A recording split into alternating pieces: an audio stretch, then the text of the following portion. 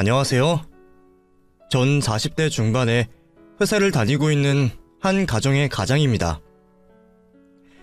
오랜만에 보게 된 가족과 친척들을 보면 얼굴에 웃음이 나고 기분이 좋아지는 걸 보면 우리 삶에 있어 가족이라는 게 아주 많이 중요하다는 걸 느끼게 됩니다. 저에게도 피로 맺어져 있지는 않지만 정말 소중하고 사랑하는 가족이 있어요.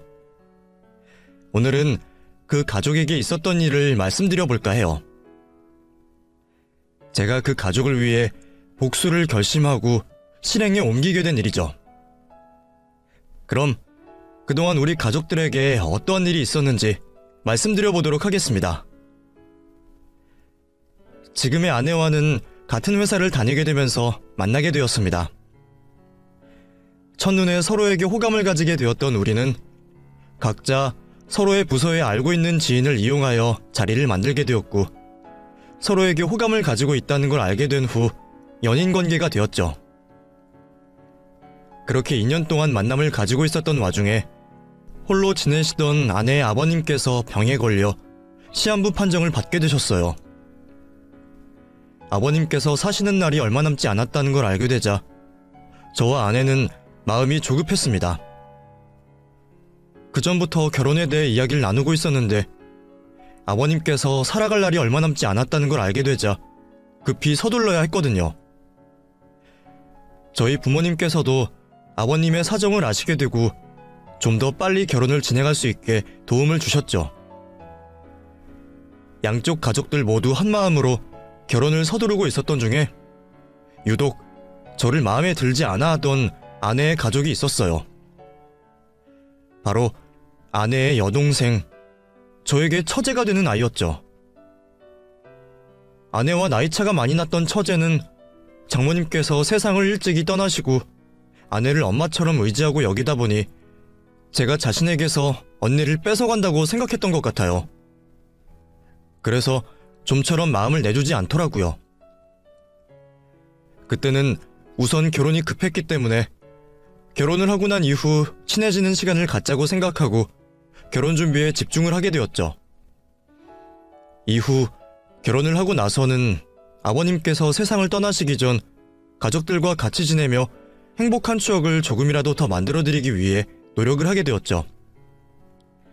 그리고 마음 편안히 떠나실 수 있게 믿음직스럽고 든든한 사위가 되려고 했습니다. 그런 저의 노력을 인정해 주셨던 아버님께서는 임종 전 저를 부르시곤 아내와 처제를 부탁하셨죠. 특히 장모님을 잃고 많이 힘들어하던 처제가 아버님께서 돌아가신 뒤 큰 충격에 많이 힘들어할 것 같다며 내 자식처럼 보살펴달라고 여러 번 거듭해서 부탁을 하셨어요. 전 아버님께서 조금의 불안도 가지지 않으시게 두 손을 꽉 잡고 처제를 내 자식처럼 잘 키우겠다고 아버님께 말씀을 드렸죠. 편안한 표정을 지으셨던 아버님께서는 제 대답을 들으시곤 눈을 감으셨습니다. 그래서 저에게 처제는 더 특별한 존재가 되었어요. 아버님께서 세상을 떠나시고 안 그래도 저에게 닫혀있던 마음이 더 단단히 닫히게 되었지만 저는 처제를 웃게 만들어주려고 모든 노력을 다했습니다. 또 믿고 의지할 수 있는 형부가 되어주기 위해 처제 일이라면 회사도 쉬어가며 나서서 하게 되었죠. 시간이 지나며 처제는 저에게 마음을 열었고 저에게 마음을 열어준 처제에게 더 열심히 정성을 다해 키웠던 것 같아요. 그래서 아내와 약속까지 하게 되었죠. 처제에게 사랑을 쏟아주기 위해 처제가 고등학교를 졸업할 때까지는 아이를 가지는 걸 미루자고 말이에요. 그렇게 처제는 우리들의 딸, 형제, 친구가 되어가며 잘 자라주었습니다. 저희 부부가 처제에게 사랑을 아무리 많이 쏟는다고 해도 부모님이신 장인 장모님의 사랑에는 비교할 수가 없었을 거예요. 그런데 우리의 부족한 노력에도 불구하고 처제는 정말 잘 자라주었죠. 성인이 되어 대학 생활을 즐기기에도 바쁠 와중에 처제는 임신한 아내를 보살펴 주었고 딸 유민이가 태어난 후에는 아이까지 돌봐주며 집안 살림꾼의 역할을 톡톡히 하고 있었습니다. 그런 모습에 저 역시 아내에게 쏟는 관심만큼 처제에게 관심을 쏟으며 우리 가족들의 관계를 더 굳건하게 지켜왔죠. 그러던 도중 처제가 사귀고 있던 남자친구를 소개시켜주겠다고 했습니다.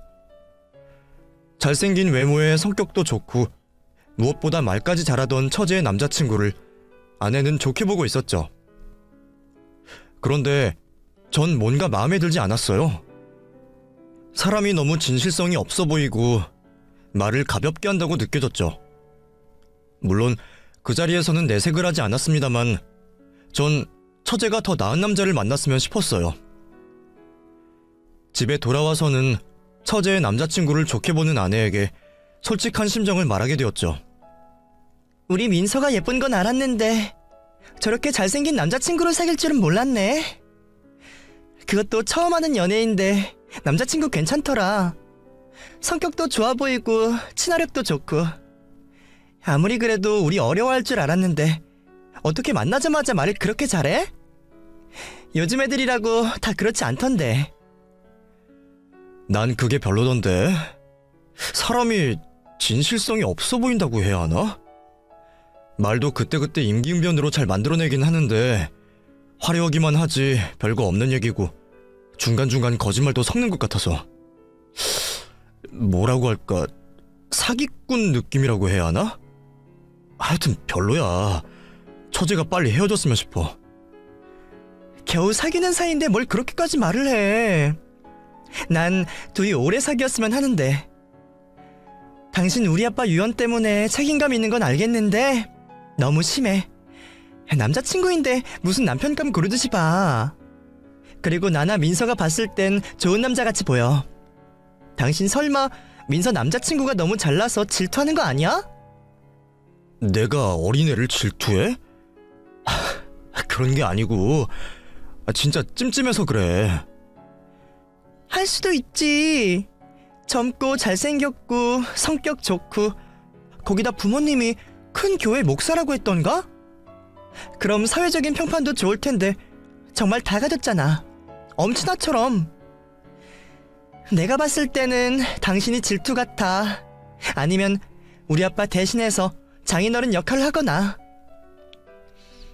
아내는 제가 하는 말을 장난으로 치부했지만 저는 진지했습니다. 그리고 처제에게 말을 안 했지만 만나고 있는 남자친구와 헤어지라고 말을 하고 싶었죠. 저의 불안함에도 불구하고 처제는 남자친구와 만남을 잘 이어가는 듯 보였습니다. 그러던 처제가 어느 날 저와 아내를 불러 남자친구와 결혼을 하고 싶다고 말을 했죠. 아직 20대 한창인 처제가 그 누구와 결혼을 한다고 해도 허락을 할 수가 없었습니다. 그런데 결혼을 하겠다고 하는 남자가 제가 마음에 들어하지 않는 남자친구라고 하니 더 싫었죠. 그래서 안 된다고 했어요. 결혼에 대한 건 아내 역시 마찬가지였습니다. 아직 너무 어리다며 처제에게 남자친구와 한참은 더 만나보라고 말을 했죠.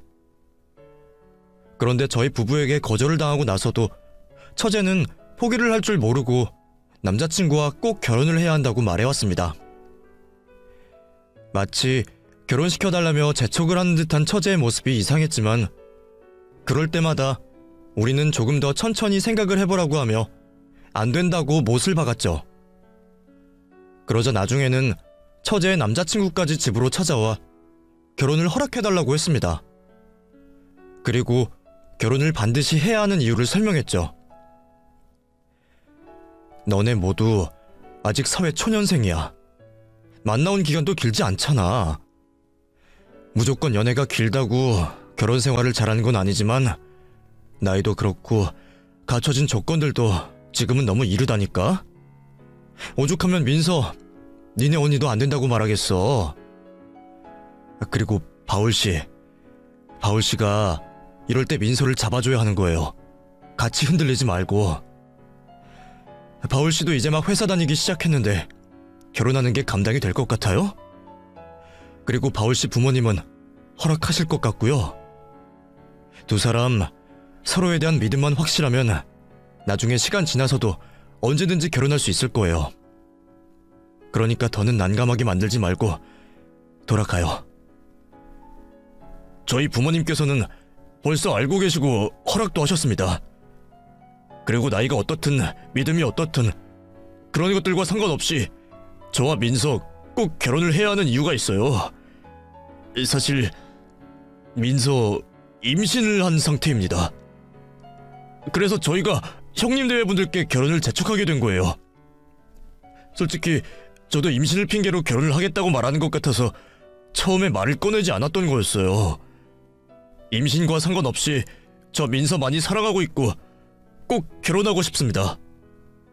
보시기에는 풋사랑처럼 보이겠지만 저희들 서로를 생각하는 마음은 진심이고 진지해요. 민서 끝까지 책임지고 행복하게 살 수 있게 노력하겠습니다. 약속 꼭 지킬 테니 허락해 주시고 저희들 곁에서 지켜봐 주세요. 이런 일이 있을 거라고는 전혀 생각하지 못했습니다. 처제가 임신을 했다는 말을 듣게 되니 아무 생각이 안 났어요. 그래서 우선은 처제 남자친구를 돌려보내고 고민을 하게 되었죠. 임신을 했으니 두 사람의 결혼을 반대할 수도 없었고 또 결혼을 시키자니 아직 처제의 남자친구가 너무 못 믿어왔습니다. 결혼을 시켜야 하긴 하는데 어떻게 해야 내 마음이 더 놓일 수 있을까 싶어 고민을 하게 되었죠. 그런데 제가 고민을 할 시간도 없이 처제의 남자친구가 목회 일을 하는 부모님을 저희 집으로 모시고 와서는 자신을 믿어달라고 했어요. 그리고 남자친구의 부모님은 처제 배가 부르기 전에 아이들 결혼식을 빨리 올리자고 말을 했죠. 저희가 너무 연락도 없이 갑자기 찾아와서 많이 놀라실 것 같아요. 그런데 애들이 임신을 한 이야기를 듣고도 고민을 하신다는 말씀에 저희가 걱정이 되어서 찾아왔습니다. 이렇게 아이들끼리 서로 사랑한다 말을 하고 민서 뱃속에 그 증거인 아이까지 잉태했는데 결혼을 안 시킬 수는 없지 않습니까? 아무래도 저희가 목회를 하고 있다 보니 보는 눈이 많아서 웬만하면 민서 배가 부르기 전에 식을 올리고 싶어서요. 그래서 급한 마음에 제가 이렇게 신뢰를 무릅쓰고 찾아왔습니다. 애들 걱정 말고도 현실적인 걱정이 많으실 텐데 그건 걱정하지 마세요. 저희가 목회를 하다 보니 하나님께서 주신 미랄이 넉넉히 있어 아이들 결혼 준비하는데 도움을 줄 수 있을 것 같습니다. 한동안 아이들이 자립을 할 때까지는 지원을 이어갈 생각이고요. 사돈 되시는 분들께서 저렇게까지 말씀을 하시고 처제의 남자친구도 계속해서 자신을 믿어달라고 하니 어쩔 수가 없었어요. 물론 처제가 임신을 안 했다면 제 대답은 달라졌겠지만 그때 당시는 저도 결혼을 허락할 수밖에 없었습니다. 그래서 결혼을 허락하고 결혼식을 준비를 하게 되었죠. 지금까지 아버님의 유언에 따라 처제를 제 딸처럼 키워왔던 만큼 처제의 혼수 역시 가장 좋은 것들로 해주고 싶었습니다. 그래서 저와 아내가 살림을 장만할 때보다 더 심사숙고하고 돈을 아끼지 않으며 가장 좋은 것들로 해주려고 했죠. 더군다나 처제 뱃속에 소중한 생명이 있었기 때문에 조금이라도 몸을 덜 쓰고 힘들지 않게 살림을 살 수 있는 환경을 만들어주려고 했습니다. 그리고 무엇보다 처제의 마음을 편하게 만들어주고 싶어 제 마음에는 썩 들지 않았던 동서를 겉으로 내색하지 않으며 한 집안 사람으로 받아들이는 모습을 보여주게 되었죠. 동서를 대하는 저의 태도가 변하자 처제는 정말 행복해했습니다. 저는 처제의 웃는 모습 보며 지금 웃는 모습 그대로 살아간다면 더는 바랄 게 없다고 생각했죠. 그렇게 모두가 행복해하는 시간이 흘러갔고 처제의 배가 부르기 전에 서둘러 결혼식을 올리게 되었습니다. 10년 넘게 곁에 있던 처제가 결혼을 해서 집을 떠나니 집이 텅 빈 것만 같았어요. 저와 아내 그리고 딸 유민이까지 처제가 없는 허전함을 느끼고 있었죠. 그중 제가 제일 처제를 그리워했던 것 같습니다. 딸 시집 보낸 어머니의 마음이 이러할지 모르겠는데 뭐든 잘하고 있는지 걱정이 되더라고요. 잘 지내고 있어서 연락이 뜨문뜨문한 건지 아니면 혼자서 하게 된 살림이 버거웠지만 가족들 걱정시키기 싫어 연락이 없는 건지 걱정이 되기만 했죠. 그래서 퇴근길 우연히 마주친 척을 하려고 처제가 살고 있는 동네에서 맴돈 적이 여러 번이었습니다. 막상 처제 집 근처까지 찾아가긴 했지만 처제와 동서가 살고 있는 집까지는 갈 수는 없었어요. 깨가 쏟아지는 신혼집에 간다는 게 민폐인 것 같아서요. 그래서 근처에서 돌기만 했을 뿐 항상 처제를 만나지도 못한 채 집으로 돌아가고는 했죠. 그러다 동서의 수상한 모습을 목격하게 되었습니다. 동서가 한 차량에서 내리는데 내리기 전 열려있던 창문으로 여자와 스킨십을 하는 모습을 보게 된 거죠. 보자마자 외도를 한다는 느낌을 받았지만 인정할 수가 없었습니다. 결혼한 지 이제 한 달 조금 넘은 동서가 다른 여자를 만난다는 게 말이 되나 싶었죠. 요즘 젊은 사람들은 이성 간에 아무런 감정 없는 친구도 있다고 하던데 그런 사이는 아닐까 상상도 해봤죠. 제가 생각해도 말이 되지 않았지만요. 감정이 없는 친구 사이라면 애초에 입술을 닫고 있을 리가 없었으니까요. 다른 사람도 아닌 처제 일이었기 때문에 동서가 바람을 핀다는 걸 알면서도 조심스러워졌습니다. 처제가 상처를 받을까 걱정이 되었기 때문이죠. 우선 좀 더 확실히 알아보기 위해 동서의 뒤를 밟게 되었습니다. 하지만 그로 인해 더 최악인 상황까지 알게 되었죠. 동서가 같이 차를 타고 있었던 여자와 불륜을 저지르고 있었던 게 맞았고 그것도 모자라 살림까지 차리고 있었던 겁니다. 모든 것을 제 눈으로 보게 되자 그 순간 이성을 잃고 말았어요. 그래서 저를 보고 변명을 하려고 하는 동서 그놈의 얼굴에 주먹을 날리게 되었죠. 형님, 여기는 어쩐 일로? 그러니까 제가 다 설명드리겠습니다.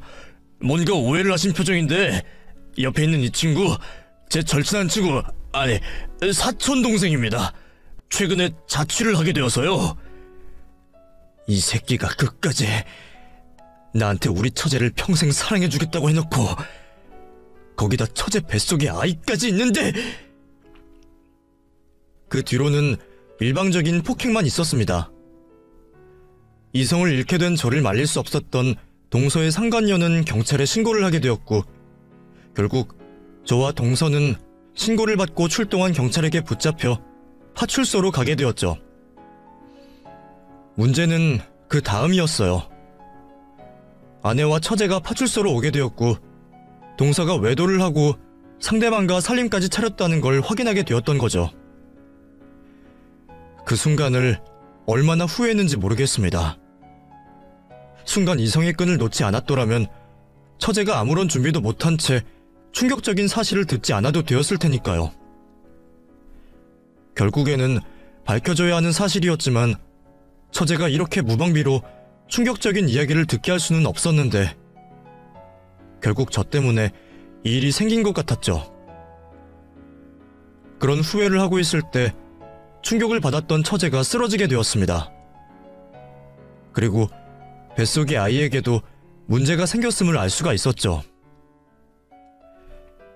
곧바로 경찰차에 태워져 병원을 가게 되었지만 끝내 처제는 뱃속의 아이를 유산하게 되었습니다. 그 사실을 아내에게 듣게 되자 좀 더 냉철하지 못했던 제 자신이 미웠고 처제를 두고 바람을 핀 그놈을 죽이고 싶었어요. 그런데 처제가 유산을 했다는 사실을 듣고 난 이후 그놈은 더 뻔뻔하게 이혼을 요구해왔습니다. 처제가 이혼을 해주지 않겠다고 하자 저에게 찾아오기까지 했죠. 그러며 처제가 합의 이혼을 해주는데 설득을 시켜준다면 얼마 전 있었던 폭행죄에 대해 합의를 해주겠다며 제안을 해왔습니다. 형님, 사회생활 하시는 분이 전과 남아봐야 좋을 게 뭐가 있겠어요. 그리고 저랑 민서 이렇게 된 거 다시 아무 일 없었던 것처럼 살 수는 없는 거잖아요. 어떤 식으로 하든 이혼인데 그냥 조용히 끝낼 수 있게 도와주세요. 이 쓰레기 같은 놈이 그걸 말이라고 하고 있어? 더 처맞기 싫으면 입 닫고 내 앞에서 꺼져. 난 우리 처제가 하자는 대로 할 거니까. 지금 내가 널 반죽여 놓지 않는 것도 처제 때문인 줄 알아라. 마음 같아서는 갈아 마셔버리고 싶으니까. 자신의 제안을 거절하자 이번에는 그놈의 부모들이 저를 찾아왔습니다. 그리고는 제발 시끄럽지 않게 조용히 이혼을 해달라고 했죠. 아무래도 자신들이 하는 교회 일에 문제가 될까 싶어 일을 조용히 끝내고 싶은 눈치였습니다. 자네 마음은 나도 충분히 이해가 되네. 결혼 전부터 자네가 민서 아버지 노릇을 해오지 않았나. 그런데 누굴 탓하겠어. 서로에게 맞지 않는 결혼을 한 거고 일은 벌써 벌어졌는데. 살아온 날들보다 앞으로 살아갈 날들이 많은 아이들인데 과거 일은 잊고 하루빨리 새 출발을 해야지. 여기 내가 섭섭치 않게 넣어놨네. 이 돈이면 민서가 무엇을 원하든 새 출발하는데 문제가 없을 거야. 이 돈 받고 애들이 조용히 자기 갈 길 갈 수 있게 돕자고. 자식 잘못 먼저 사죄하고 용서를 비는 게 부모가 해야 할 행동 아닙니까? 당신들이 처제 병문안을 왔어? 아니면 위로하는 전화라도 했어? 지금까지 가만히 있다가 일 커질 것 같으니까 찾아와서는 뭐? 돈을 주겠다고? 새 출발을 하라고? 우리 처제 결혼한 지 한 달 조금 넘어서 남편이 바람폈다는 걸 알았어. 거기다 그 충격에 뱃속 아이까지 잃게 되었다고. 이런 상황에 당신들이 먼저 해야 하는 건 무릎 꿇고 자식 새끼 잘못 키웠다고 비는 거잖아. 근데 돈을 내밀어? 솔직히 그게 우리 아들 잘못인가? 뱃속 아이 관리 못해서 이 꼴이 된 건 자네 처제 탓이지. 그러게 자네는 왜 우리 아들 뒤를 밟아? 자네만 아니었어도 이런 일은 없었겠구만. 일 크게 만들어봤자 자네 처제 손해야. 생각해보게. 이 세상 사람들이 손가락질은 바람핀 놈에게 해도 살아가는 데 있어서 어려워지는 건 이혼 당하고 유산한 여자야. 아무리 세상이 변해도 우리 때부터 지금까지 그건 똑같다고. 우리 아들은 손가락질 받다가 이 일이 잊혀지면 지금 만나고 있는 여자나 다른 좋은 여자 만나서 행복하게 살겠지만 자네 처제는 결국 혼자 상처받고 힘들어하다 남자를 못 믿고 쓸쓸하게 살아가겠지. 그때 되어서는 돈 걱정도 될 테고. 그러면 지금 우리가 제안하는 돈이라도 있는 게 낫지 않겠어? 내 제안은 자네가 받아들일 때까지 유효하니 잘 생각해보게. 대체 어떤 사고방식을 가지면 저런 말을 할 수 있을까 싶었습니다. 아무리 자기 자식이라고 하지만 인간 같지 않은 행동을 한 아들을 비호하는 모습에 충격을 받을 수밖에 없었죠. 더군다나 저 인간들이 많은 사람들에게 영향력을 끼치고 존경을 받는 교회 목사라는 게 믿을 수가 없었어요. 그런 인간 같지 않은 사람들을 상대할 때마다 처제에게 아무것도 해줄 수 없는 제 자신이 미웠습니다. 내가 좀 더 나은 사람이고 저들에게 벌을 내려줄 수 있는 사람이라면 이런 일을 당하지 않아도 되었을 거라며 가슴 아파하고 있었죠. 그럴 때면 아내와 처제가 저를 위로해 주었어요. 우리들의 잘못이 아니라고 말이죠. 또 처제는 그놈의 부모들이 제안한 큰 돈을 받고 조용히 합의 이혼을 해주자고 했습니다. 형부, 그냥 그 돈 받고 합의 이혼해요. 소송하면 뭐해요? 저 사람들 죗값 그대로 받는 것도 아니잖아요. 형부 저 결혼한다고 이것저것 신경 많이 써주셔서 들어간 돈도 많잖아요. 거기다 폭행죄에 대한 합의도 해준다고 하는데 그거면 된 거죠. 전 우리 가족들만 있으면 돼요. 합의 이혼이든 이혼 소송이든 그 사람과 헤어지기만 하면 되고요. 우리 조금만 더 현실적으로 생각해요. 나 때문에 벌어졌는데 나 만족하자고 다른 가족들 힘들게 할 수는 없죠. 그 돈 받고 제가 합의 이혼하는 걸로 할게요. 처제를 말리려고 했지만 소용이 없었습니다. 처제는 그 일을 자신 때문에 벌어진 탓으로 생각했으니까요. 결국 제 만류에도 불구하고 처제는 그 집안 사람들에게 돈을 받고 조용히 이혼 합의를 해주었죠. 또 불륜을 눈감아주고 앞으로 합의된 사항은 문제 삼지 않겠다는 약속까지 한 채로 말이에요. 처제가 그놈과 이혼을 하고 나서도 우리 가족에게는 매우 힘든 시간이 되었습니다. 처제에게 벌어졌던 일을 가족들 각자 자신의 책임으로 돌렸기 때문이죠.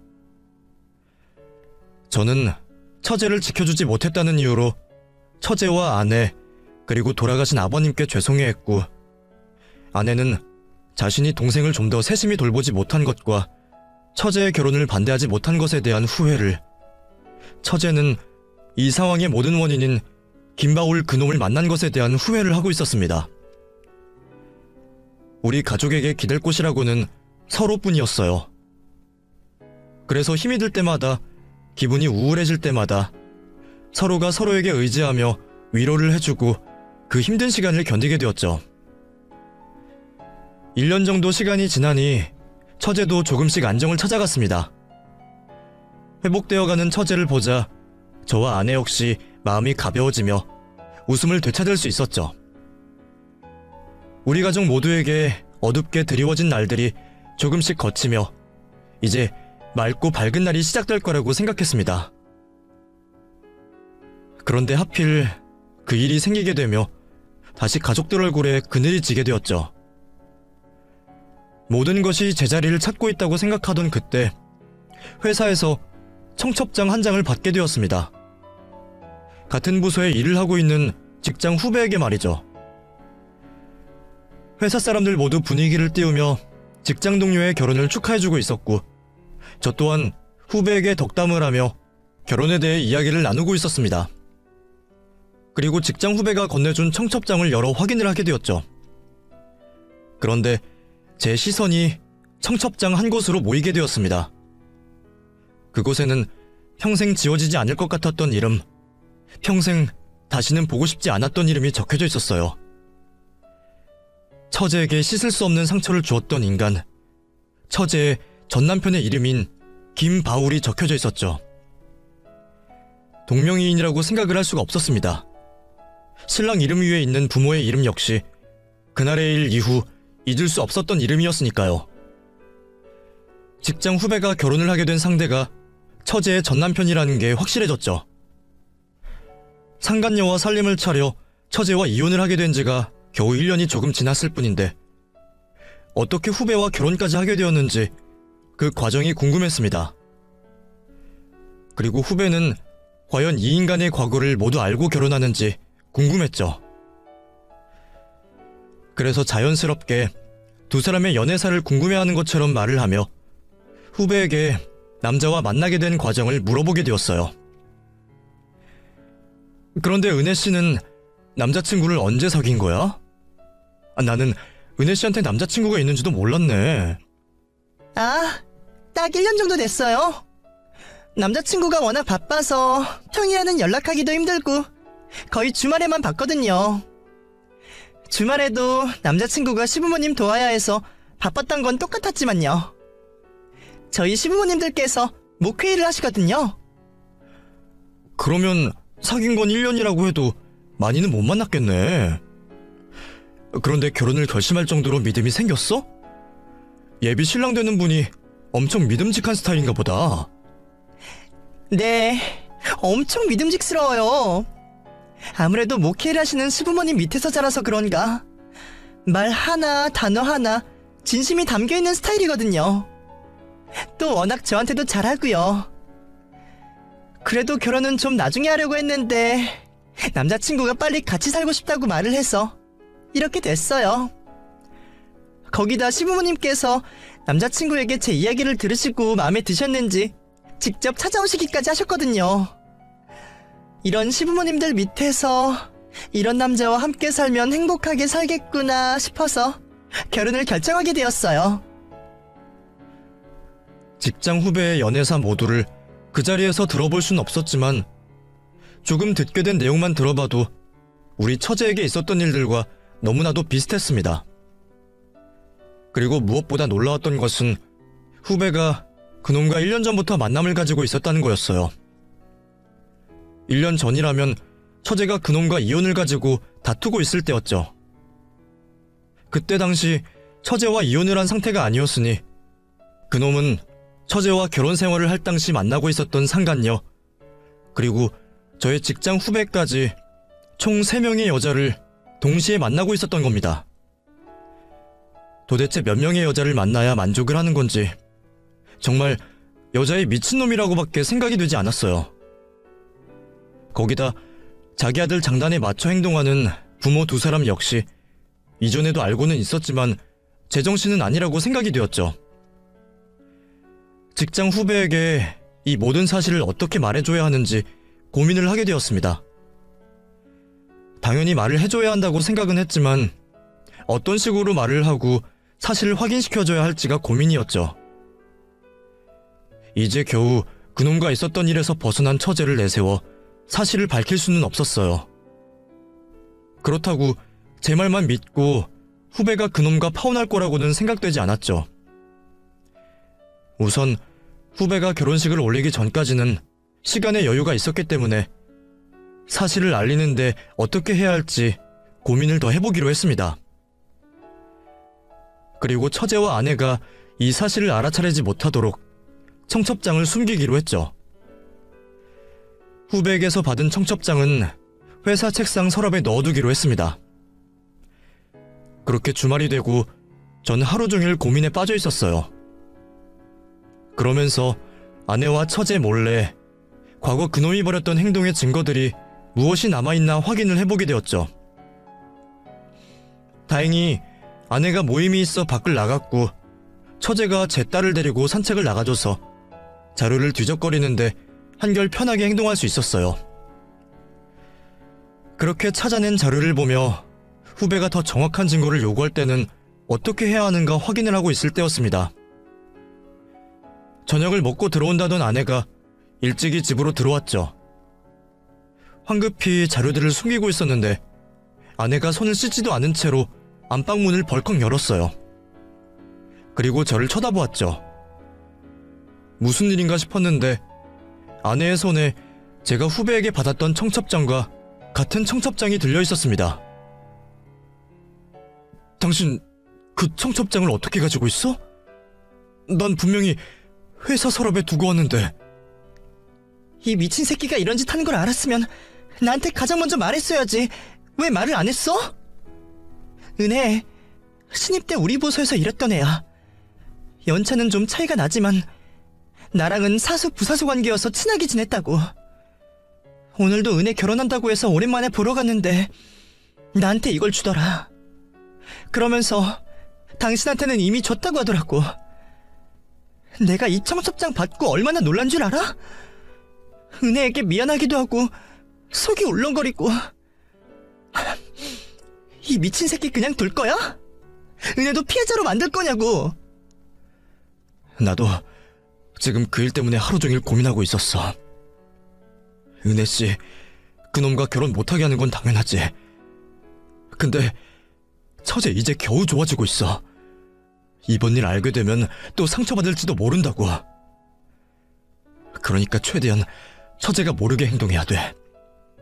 은혜씨가 우리가 가진 증거로도 못 믿겠다고 처제에게 확인을 하려고 한다거나 파혼당한 그놈이 우리 집에 찾아오지 않게 행동해야 한다고. 우선 흥문 가라앉히고 우리 앞으로 어떻게 해야 할지 얘기 좀 해보자. 아내도 이 사실을 알게 되었다고 하자 더는 혼자 고민해도 되지 않는다는 생각에 안도감이 들었습니다. 혼자보다는 둘이서 생각을 하는 게 낫다고 생각했죠. 그런데 안도감이 들어서 너무 안일하게 행동했던 걸까요? 저와 아내는 실수를 하고 말았습니다. 과거 있었던 증거를 모으고 정리하는 데 정신이 팔려 처제가 보아서는 안 되는 그 청첩장 관리를 소홀하게 되었던 거죠. 결국 다음날 처제가 청첩장을 보게 되면서 모든 걸 알게 되었습니다. 안방 화장실을 쓰려다 청첩장을 보게 된 처제는 바닥에 앉아 눈물을 흘리고 있었어요. 울음소리를 듣고 나서야 저와 아내도 알게 되었고 우리들의 안일함을 후회하며 또다시 상처를 받게 된 처제를 위로해주게 되었죠.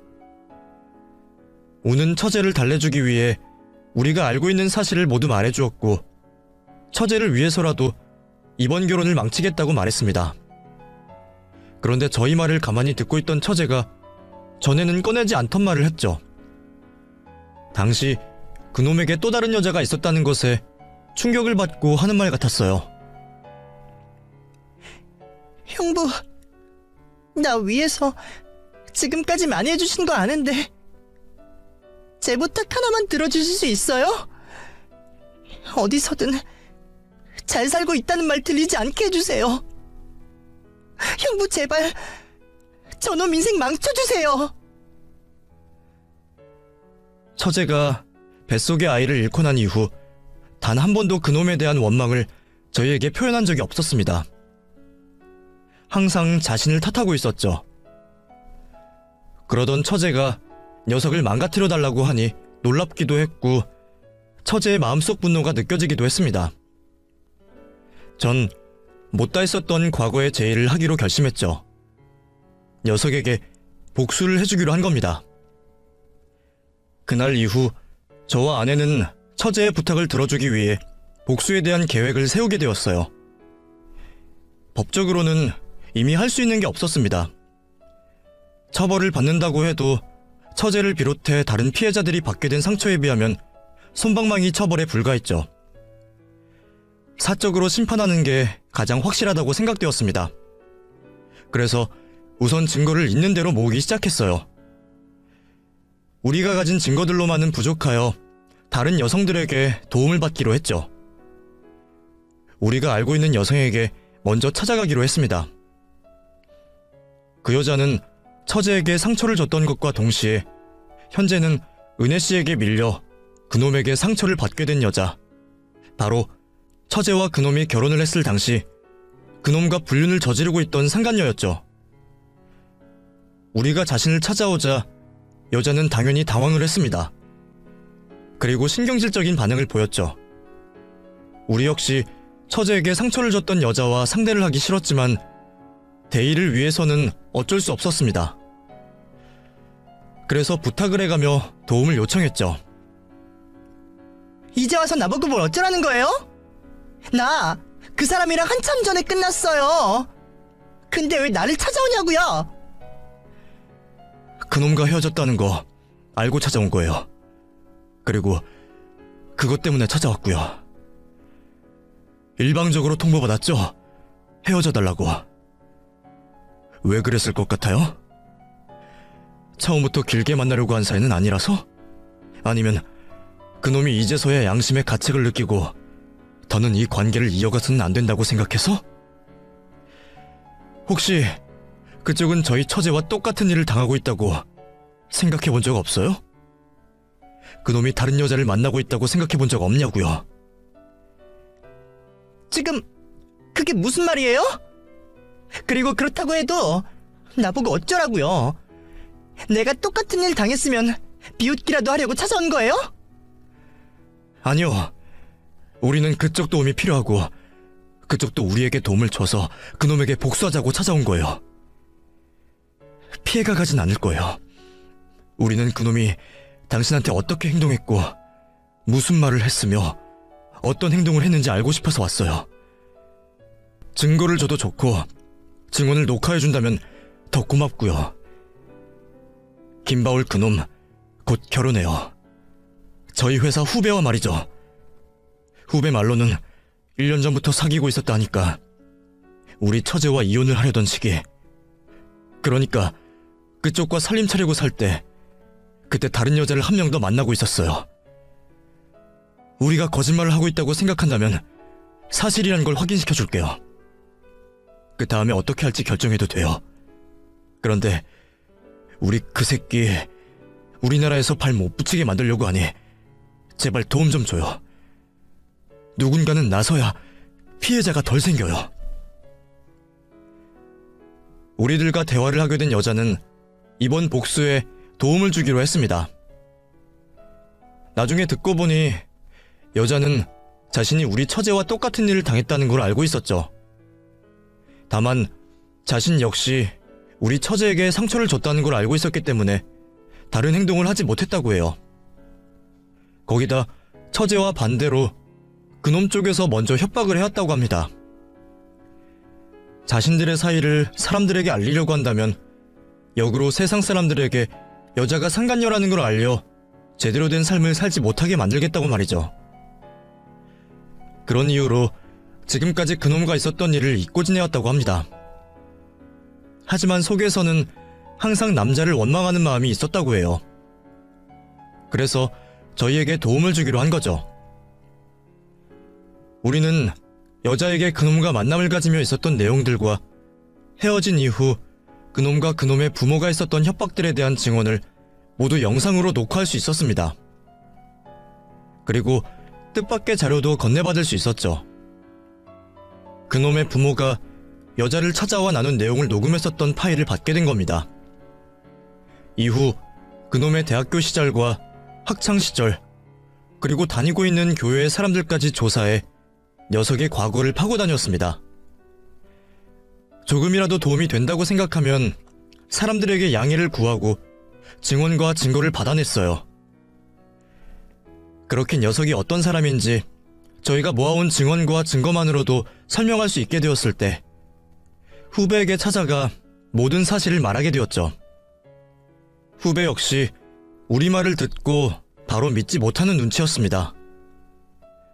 하지만 자신의 앞에 펼쳐지는 증거들을 보고 자신이 쓰레기에게 속아왔음을 인정할 수밖에 없었죠. 후배는 파혼을 선택하게 되었고 후배와 파혼을 하게 된 원인이 우리들에게 있다는 걸 알게 된 그놈이 자신의 부모와 함께 우리에게 찾아왔습니다. 파혼을 하게 된 원인을 우리 탓을 하며 화를 내던 그 가족들은 과거에 썼던 약속 위반이라며 저희에게 돈을 토해내라고 했어요. 당신들 때문에 우리 아들이 무슨 일을 당한 줄 알아? 멀쩡히 새 출발하는 애들 앞길을 당신들이 막았다고. 과거 일 덮어두기로 해놓고 지금 이게 뭐하는 짓이야? 내가 예전에도 말했지 않았나? 우리 아들이 그 일로 힘들어했었다고. 사람 마음이 마음먹은 대로 되지는 않는 걸 어떻게 해? 그래도 그 아이가 받은 상처가 더 컸겠지 싶어서 우리가 반성의 의미로 돈까지 주고 합의를 했잖아. 그런데 약속한 지 얼마나 지났다고 입을 싹 닦아. 당신들이 먼저 약속을 어겼으니 그때 받았던 돈 돌려주게. 그걸 반성이라고 표현합니까? 반성한 사람이 상간녀 말고도 또 다른 여자와 만남을 가지고 있다가 1년도 안 지나서 결혼을 해요? 그리고 우리 처제가 이번 일에 뭘 했다고 약속을 위반했다고 합니까? 우리 처제가 저 새끼 무슨 짓 하고 다녔는지 밝혔어요? 저랑 아내가 아는 후배이니까 걱정되는 마음에 옆에서 보고 들은 걸 말해준 겁니다. 경찰에 가서 물어보세요. 우리 처제가 그 후배와 같은 장소에 있었던 적이 있는지. 그 약속, 당신 아들과 우리 처제 둘이서 한 약속이지. 난 그 약속 안에 들어간 적이 없는 사람이라고요. 난 아무것도 받은 적도 없고요. 뭐? 이 사기꾼 놈들? 가족끼리 똘똘 뭉쳐서 남의 인생 망치고 돈이나 뜯어? 내가 너희들 가만히 둘 것 같아? 우리 교회에 다니고 있는 사람들 중 누가 있는 줄은 알고 있어? 겨우 그 정도 협박하려고 찾아온 겁니까? 누가 있는데요? 그 사람들도 당신 아들이 이렇게 살고 있는 걸 알아? 알고도 당신 편 들어준다고 해? 내가 겨우 당신 아들 파혼시킨 일 가지고 벌써부터 인맥 타령이나 하고 있으면 안 되지. 앞으로 더 힘든 일을 겪게 될 텐데. 그때 못다한 복수 이제 시작이야.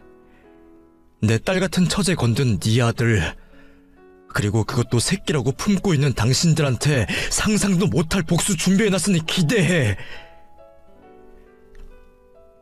제가 한 경고에도 불구하고 그 가족들은 당황을 하거나 겁을 먹지 않았습니다. 마치 니까짓게 자신들에게 복수를 한다고 해도 뭘 할 수 있겠냐는 표정이었죠. 거만한 표정을 보게 되니 앞으로 남은 복수가 더 기다려졌습니다. 제 복수가 끝나고 난 뒤 일그러지는 그 사람들의 얼굴을 보고 싶어 하루라도 더 빨리 실행으로 옮기고 싶었죠. 그렇게 그놈의 가족들과 상대를 하고 난 이후에 주말이었습니다.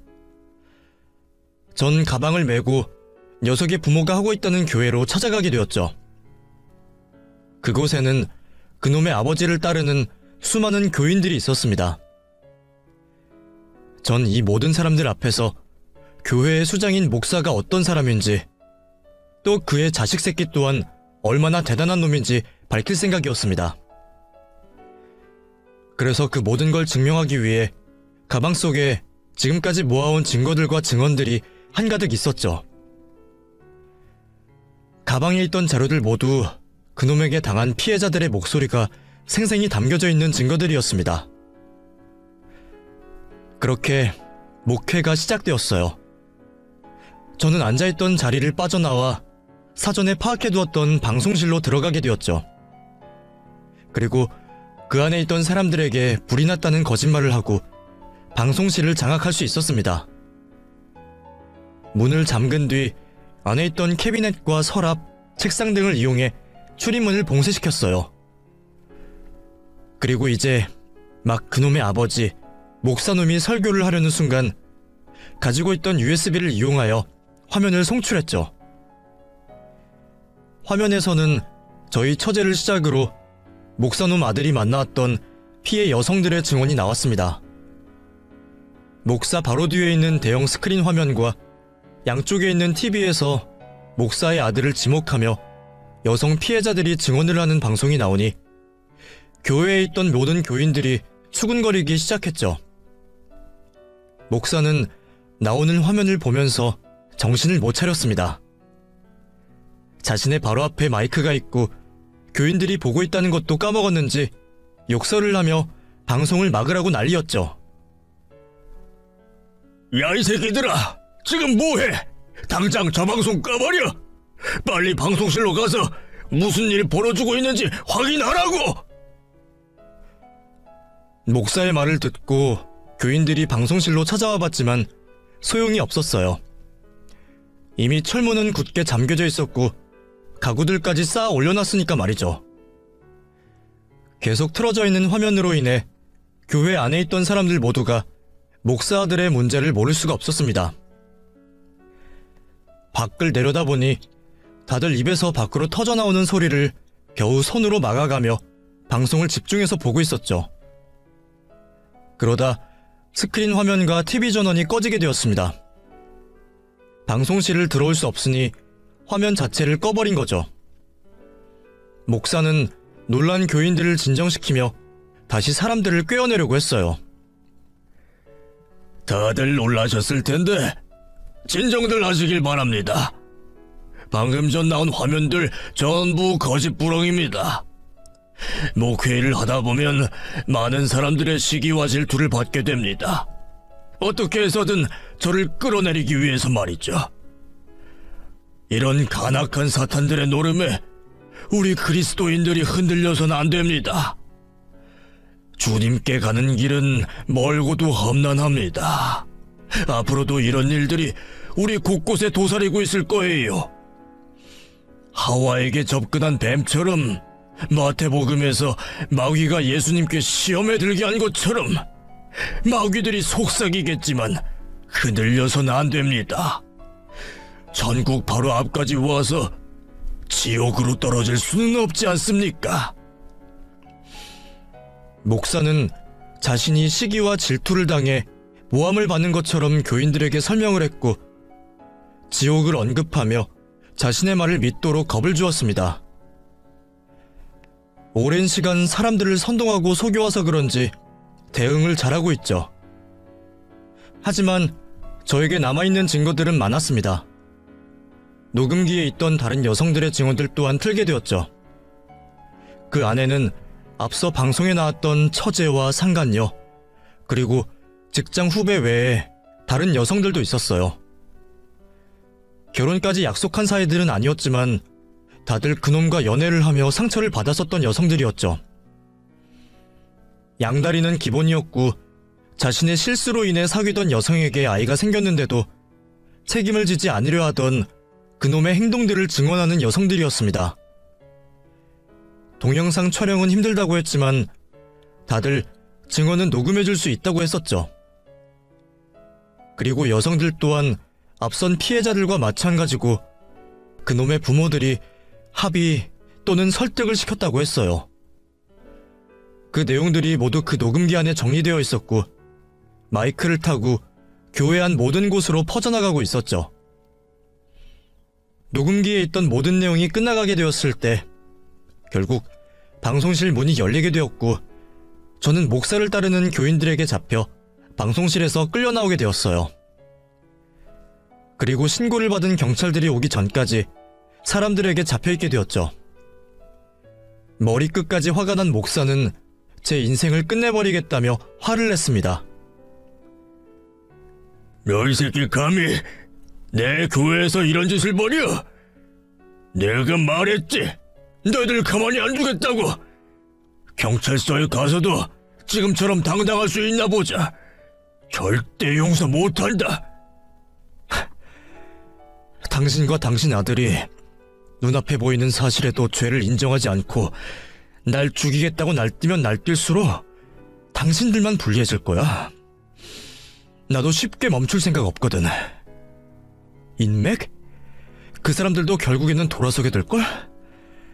어느 미친놈들이 자기들이 힘들게 쌓아온 명성이나 사회적 지위가 무너지길 바라겠어? 당신이랑 엮이는 순간 이 사실들 때문에 무너지게 될 텐데 적극적으로 도와줄 것 같아? 사람들이 도와준다고 하더라도 상관없어. 내 입장에서는 아까 틀게 된 동영상 녹음에서 그 사람들 내용만 추가하면 되는 거니까. 그리고 나한테 협박을 하기 전에 교회 안으로 들어가서 당신 교회 사람들이 당신을 어떻게 보는지 먼저 확인해봐. 나한테 이러고 있을 시간에 한 명이라도 빨리 속여야 하지 않겠어? 그리고 준비하고 있어. 내가 무슨 처벌을 받든 상관없이 나 다음에 이와 같은 행동할 가족들도 있고 아까 증언해둔 사람들 중에서도 나서서 당신과 당신 아들 물어때리겠다고 하는 사람들이 있으니까. 목사는 부들부들거리기만 할 뿐 어떤 말도 어떤 행동도 하지 못했습니다. 이후 출동한 경찰이 도착을 했고 저는 경찰서에 끌려가 조사를 받게 되었죠. 교회 측에서 명예훼손과 영업방해 등으로 저를 고소했고 결국 처벌도 받게 되었습니다. 처벌이라고 해도 벌금형에서 끝나게 되었지만요. 겨우 그 정도 처벌을 받고 멈출 생각은 없었습니다. 하지만 제가 행동으로 하기 전에 아내와 처제가 번갈아가며 교회 앞에서 1인 시위를 하고 피해 여성들 역시 교회와 그놈이 다니는 회사로 찾아가는 행동을 하자 목사 역시 무너질 수밖에 없었죠. 목사는 자신이 읽어놓은 교회의 교인들에게 붙들려 쫓겨나게 되었고 교단에서는 이번 문제를 심각하게 여겨 제명을 시켰다고 해요. 거기다 저희 가족들과 피해 여성들이 집 앞까지 찾아와 추악한 사실을 밝히니 이사도 가야 했죠. 그래서 스트레스가 엄청났던 것 같습니다. 자기 자식의 허물을 다 처리해주던 두 사람이 결국 자기 아들과 연을 끊고 더는 상관없는 내놓은 자식이라고 말까지 하더라고요. 지금까지 지켜보니 정말로 아들과 연을 끊은 모습이고요. 또 그놈 역시 이번 일이 회사에 알려지게 되면서 휴직을 권유받았다고 합니다. 이야기를 들어보니 보통 권고사직을 당하기 전 이뤄지는 행정처리라고 하더라고요.